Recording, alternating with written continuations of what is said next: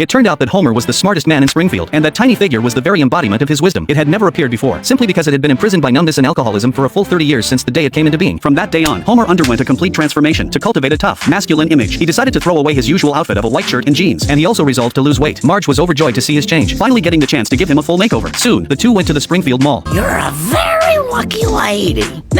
where Marge immediately had a suit custom made for Homer. As for those old pants, he burned them on the spot. Homer looked like a brand new person in the suit. When he showed up at work, his colleagues were so astonished that their jaws nearly dropped to the floor. Why do we call it high five when we only have 4 fingers? You know, I've always wondered that. Homer planned to use his high IQ to have a serious talk with his boss. With the help of his wisdom embodiment, he proposed a 996 work schedule and even volunteered to take on the role of department director. However, Burns rejected his proposal outright. Burns was actually quite satisfied with the reform plan, but he had no intention of putting it into practice at all. Off you go, Simpson. Never seek to better yourself again. I'm just going to shove my foot on your back for emphasis. Homer was dealt a heavy blow, and to make matters worse, Burns even kicked him as he was leaving. When he got home, Homer poured out all his grievances to Marge, though he felt a bit annoyed. Under the guidance of his wisdom embodiment, he kept his cool throughout and did not fly into a rage just because there was a footprint on his clothes. But before long, Homer turned back into his old self because his wisdom had been imprisoned once again.